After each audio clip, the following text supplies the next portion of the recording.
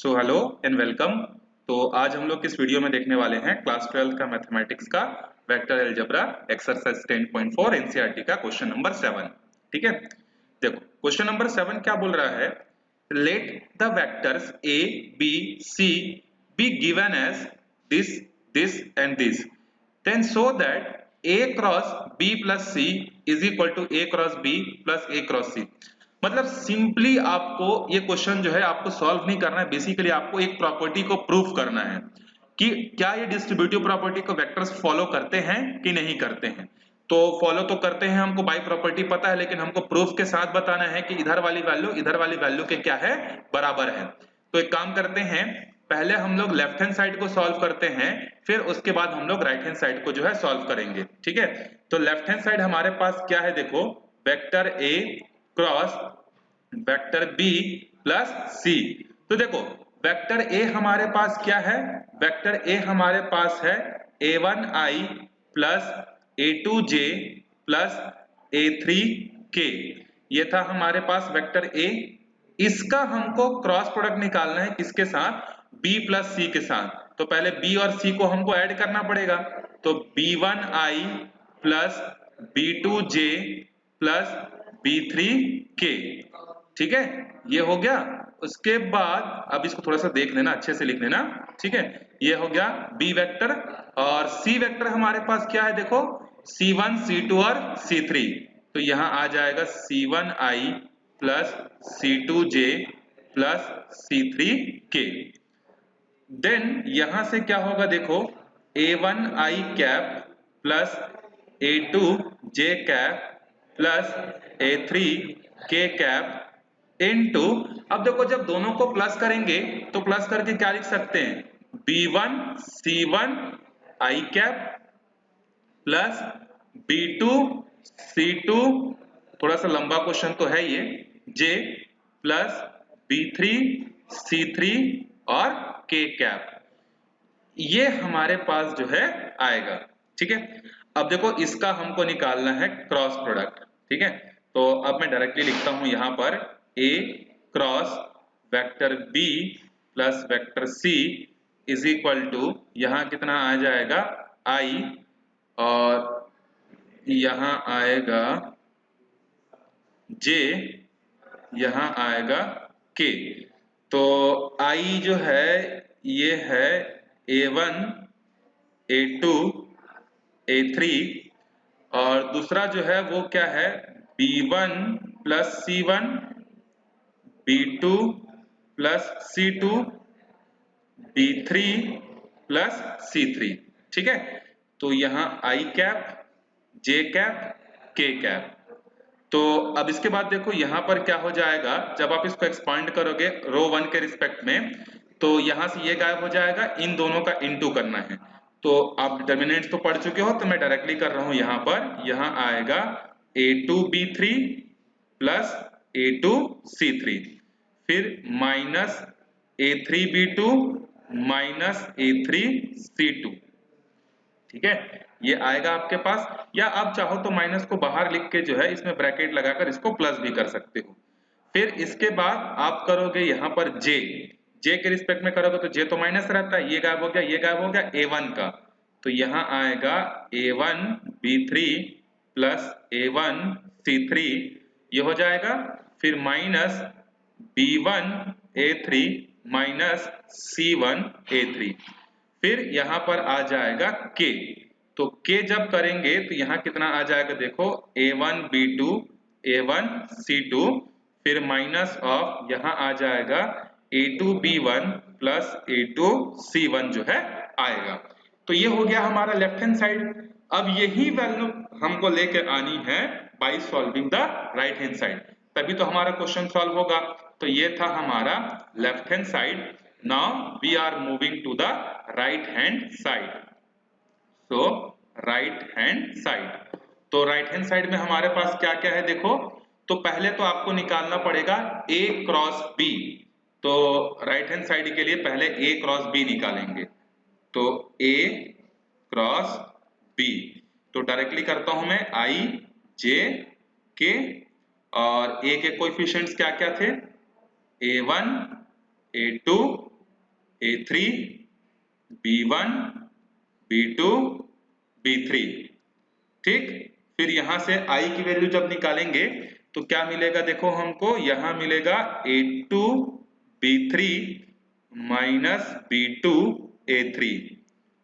फिर J में minus लगेगा तो यहां आ जाएगा A1 B3 minus B1 A3, ठीक है। फिर यहां पर आएगा K, तो जब आप K करोगे तो A1 B2 plus B1 A2, ठीक है। ये हमारे पास आ गया A क्रॉस B। नाउ जो दूसरी वैल्यू है वो क्या है, A क्रॉस C। तो मैं यहीं पे कोशिश करता हूं A क्रॉस C भी निकाल दूं, ठीक है। A क्रॉस C, तो इसमें कौन कौन से एलिमेंट आएंगे, देखो I J K, और यहां आ जाएगा A1 A2 A3 C1 C2 and C3। अब इसका जो एक्सपांशन है आप यहां देखो, ठीक है। ये वाला जो एक्सपांशन था ये था हमारा इसका, ठीक है। बॉर्डर खींच देते हैं पाकिस्तान इंडिया का, ठीक। चलो अब इसका एक्सपांशन हम लोग देखते हैं। तो यहां आएगा I A2 C3 A2 C3, उसके बाद A2 C3 minus A3 C2 minus A3 C2। फिर यहां पर आएगा J, तो J जब करेंगे तो ये हो जाएगा A1 C3 minus C1 A3। फिर यहां पर आएगा K, तो K जब करेंगे तो ये हो जाएगा A1 C2 minus C1 A2। तो ये हो गया हमारा K कैप, ये हो गया J कैप, ये हो गया I कैप, ठीक है। अब इन दोनों को हमको क्या करना है, प्लस ही तो करना है ना। देखो A cross B plus A cross C, इन दोनों को करनी है प्लस। तो मैं इन दोनों को अब कर देता हूं डायरेक्टली इन दोनों का एडिशन, ठीक है। तो I कॉमन आएगा, तो जो प्लस वाले रिजल्ट है उनको एक साथ लिखते हैं, अच्छे से लिखते हैं ताकि हम लोग बता सके कि हाँ भाई दोनों साइड हमारे सेम है। तो यहां पर देखो A2 B3, तो यहां पर मैं लिखता हूं plus A2 B3 plus A2 C3 plus A2 C3।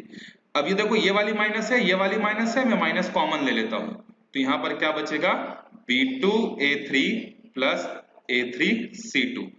अब जो आपने पहले निकाला था देखो उसमें क्या था, देखो A2 B3 A2 C3 A2 B3 A2 C3। फिर यहां क्या था माइनस A3 B2, तो देखो minus A3 B2 plus A3 C2, तो यहां देखो A3 C2 है। तो अगर I का कोएफिशिएंट सेम है मतलब ऑब्वियस सी बात है J और K के भी कोएफिशिएंट क्या मिलेंगे आपको, सेम मिलेंगे। तो आप यहां से पूरा कंप्लीट कर लेना इसको, मैं यहीं तक छोड़ देता हूं आपके लिए, ठीक है। Now we are moving to the question number 9, and question number 9 is saying that if vector A is equal to 0 or vector B is equal to 0, then A cross B is equal to 0। Again same situation। अभी आपको given क्या है ध्यान से देखो, given that कि या तो वेक्टर A 0 है या तो वेक्टर B 0 है, और ये दोनों में से कोई एक 0 है, तो इसके कंक्लूजन से क्या निकलता है कि A क्रॉस B भी क्या है, 0 है, ठीक है। ये बिल्कुल सही है। अगर आपका एक वेक्टर 0 है A या B, उसका जब क्रॉस प्रोडक्ट करोगे तो ऑब्वियस सी बात है क्रॉस भी क्या आएगा, 0 आएगा। इज द कन्वर्स ट्रू, क्या इसका कन्वर्स ट्रू है, आंसर है नहीं है। Justify your answer with an example, आपको एक एग्जांपल से इसको जस्टिफाई जो है करना है। देखो मैं आपको एक चीज बताऊं, इस टाइप का जो क्वेश्चन होता है मेरे ख्याल से थोड़ा बहुत आपको क्लियर हो गया होगा कि ये क्वेश्चन हमसे पूछ रहा क्या है। अगर फिर भी आपको इस टाइप के क्वेश्चन में, क्योंकि डॉट प्रोडक्ट में भी था, क्रॉस में भी था, और हो सकता है एग्जाम में भी आपको देखने को मिल जाए, लेकिन अगर आपको इस तरीके का क्वेश्चन क्या होता है अगर समझ में नहीं आ रहा है ना, तो मैं आपको एक एग्जांपल देता हूं। जैसे मान लो मैं बोलता हूं कि A की जो वैल्यू है वो 2 है और B की जो वैल्यू है वो 3 है, ठीक है।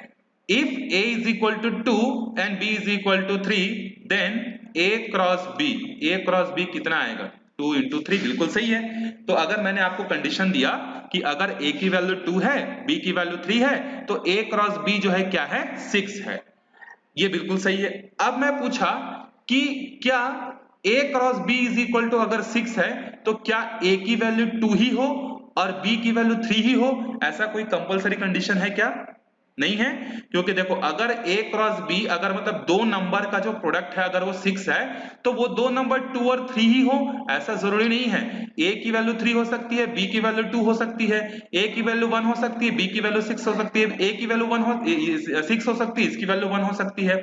तो अगर किन्हीं दो नंबर का प्रोडक्ट अगर 6 होता है तो इसका ये मतलब जरूरी नहीं है कि एक उसमें से पहला नंबर हमेशा 2 ही हो, दूसरा नंबर हमेशा 3 ही हो, जरूरी नहीं है। आप देख सकते हो यहाँ पर 1,6 का भी प्रोडक्ट जो है 6 मिलता है, 6,1 का भी प्रोडक्ट 0 मिलता है, समझ में आया? लेकिन हाँ, अगर एक नंबर 2 है दूसरा नंबर 3 है तो उनका प्रोडक्ट 6 होगा, लेकिन 6 होने के लिए जरूरी नहीं कि पहला नंबर 2 ही हो दूसरा नंबर 3 ही हो। तो सिमिलर सिचुएशन यहां भी है, ये बोल रहा है कि A और B में से कोई एक 0 है तो A क्रॉस B भी 0 है। आपसे पूछ रहा है कि क्या A क्रॉस B अगर 0 है तो क्या ये भी कंडीशन सही है इसका उल्टा कि दो वेक्टर का क्रॉस प्रोडक्ट करने से अगर 0 आता है तो जरूरी है क्या कि A और B कोई इसमें 0 हो? आंसर है कन्वर्स इज नॉट ट्रू, ऐसा कोई जरूरी नहीं है। देखो, एक तो आप कंसेप्चुअली इसको ऐसे समझ सकते हो कि अगर दो वेक्टर अगर 0 हैं तो उसके लिए कंडीशन ये हो सकता है या तो A 0 हो या B 0 हो, ये होगा तो भी 0 होगा, या ऐसा हो सकता है कि दो वेक्टर दोनों के बीच में या तो 0 डिग्री बन रहा हो या 180 डिग्री बन रहा हो। तो जरूरी नहीं है कि A और B के लिए यही कंडीशन हो, ये भी कंडीशन हो सकता है। तो इसीलिए ये क्या है, कन्वर्ज इसका ट्रू नहीं है।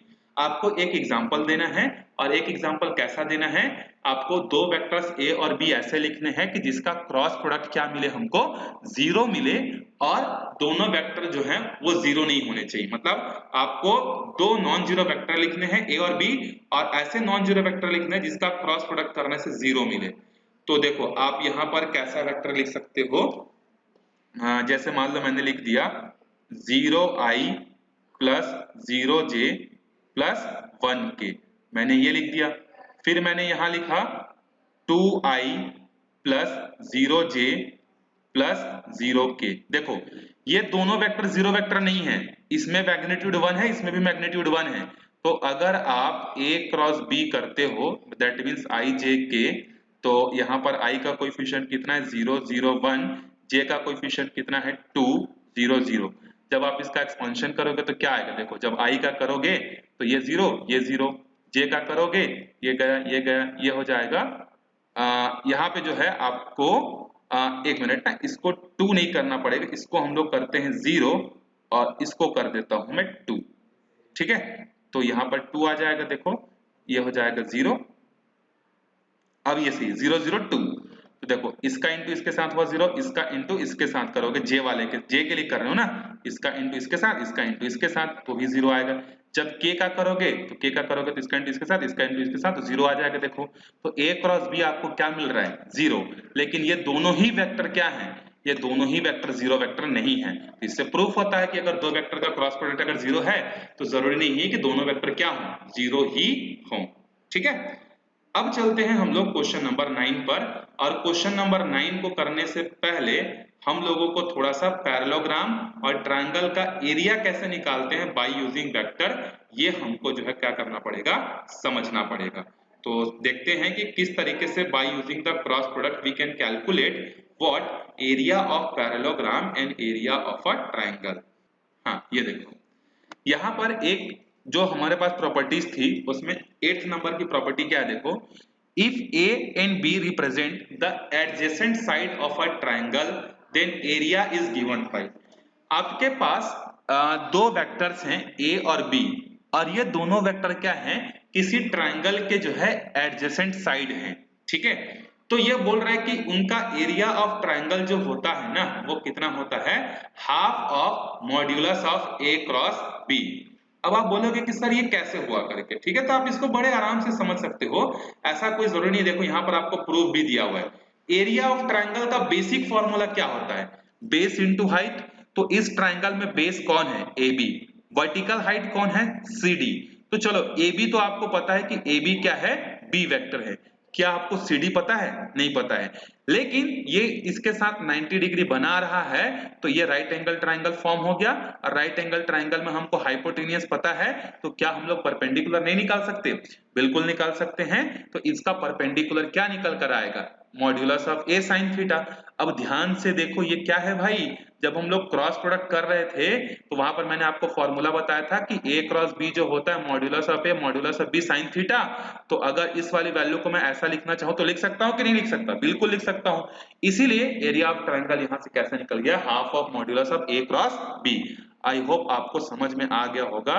हमने ट्रिग्नोमेट्रिक रेशियोज का यूज करके ये वर्टिकल हाइट हमने कैलकुलेट की और इसी वर्टिकल हाइट को फिर हमने यहां रखा, फिर हमने देखा कि इसको तो हम लोग इस फॉर्म में भी लिख सकते हैं करके।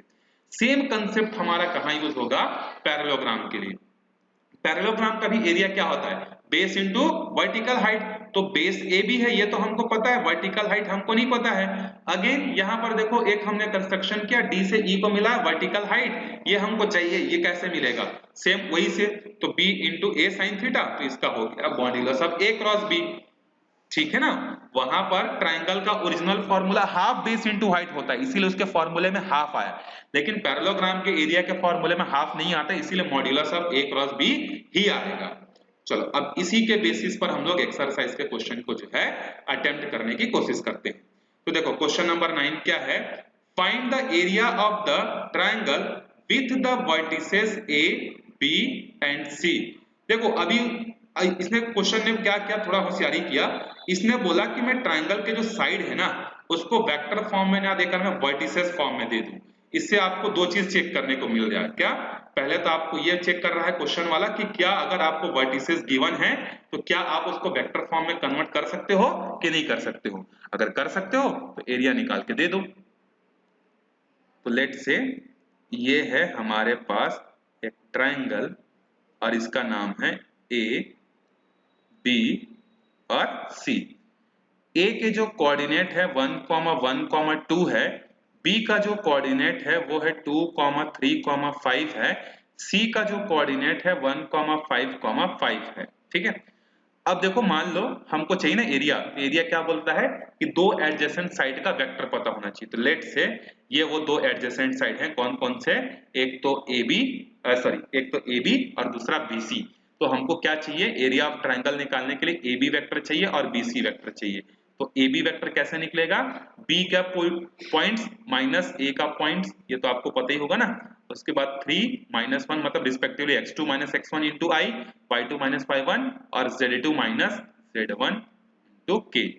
तो 2 माइनस 1 मतलब कितना हो जाएगा? 1, 1 इंटू आई, 3 माइनस ये j है सॉरी, तो ये कितना हो जाएगा? प्लस 2j और 5 में से 2 जाएगा, कितना बचेगा?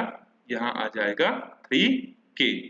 तो i j और k ये हो गया ए बी वेक्टर। फिर हमको क्या निकालनी है? BC vector. तो BC वेक्टर कैसे निकलेगा?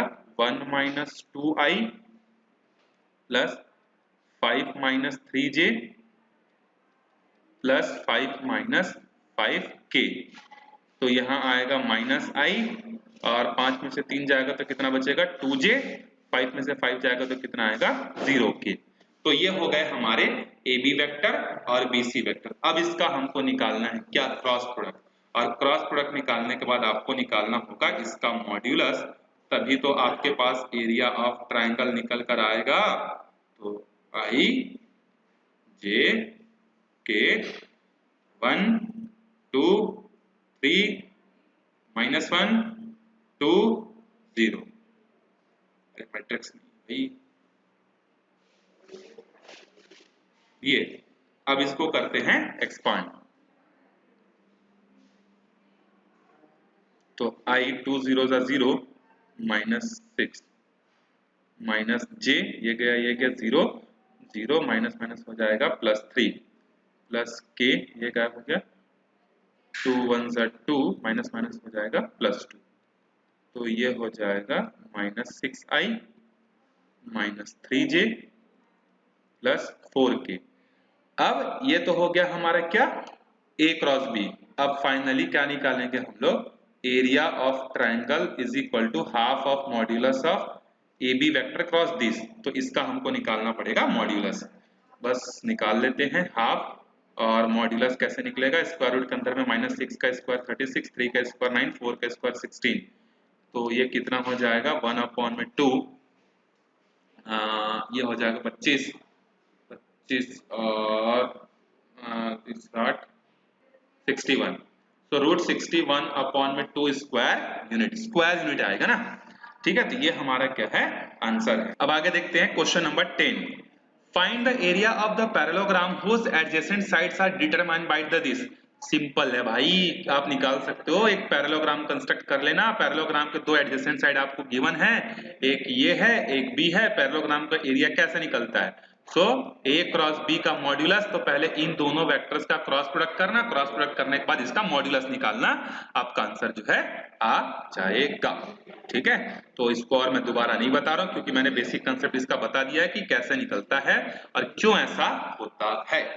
Now we are moving to the question number 11 and question number 11 is saying that what, let the vectors a and b such that modulus of a is equal to 3, modulus of b is equal to √2/3, then a cross b is a unit vector।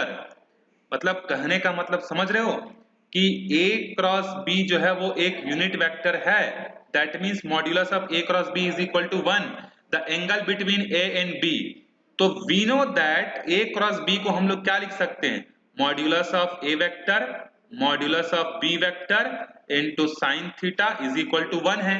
तो modulus of a कितना है 3, b कितना है √2/3 is equal to, अच्छा sin theta is equal to 1, ये और ये cancel, क्या बचा √2 sin theta is equal to 1, then sin theta is equal to 1/√2, और sin के कौन से एंगल की वैल्यू 1/√2 होती है 45, तो थीटा इज इक्वल टू π/4, कहां है B is the right answer. ठीक है, आई होप आपको समझ में आया होगा। उसके बाद देखो, area of a rectangle having the vertices this with position vector this respectively. अरे भाई रेक्टेंगल का एरिया क्या होता है, बेस इनटू हाइट। मतलब जो फॉर्मूला पैरेललोग्राम के लिए यूज किए थे सेम फॉर्मूला आप यहाँ पर भी तो यूज कर सकते हो। तो आप यहाँ पर जो है निकाल लेना क्या, एरिया ऑफ रेक्टेंगल।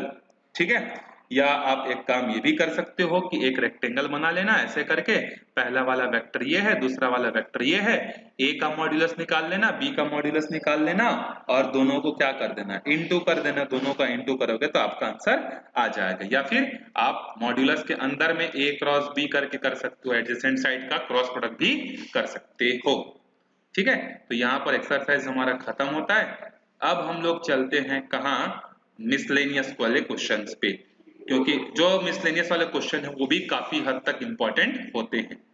सो देखो, miscellaneous exercise on chapter 10। First question है देखो, write down a unit vector in X Y plane making an angle 30 degree with the positive direction of X axis. कहने का मतलब ये है भाई कि अगर ये एक्स एक्सिस है, अगर ये वाई एक्सिस है, अगर ये जेड एक्सिस है, ये मान लो ओरिजिन O है और एक वेक्टर है यहाँ पर P जो कि XY प्लेन में है ना, तो XY प्लेन मतलब यही होगा। और ये जो XY प्लेन है ना, इस पॉजिटिव एक्स एक्सिस के साथ ये कितना एंगल बना रहा है, 30 डिग्री बना रहा है।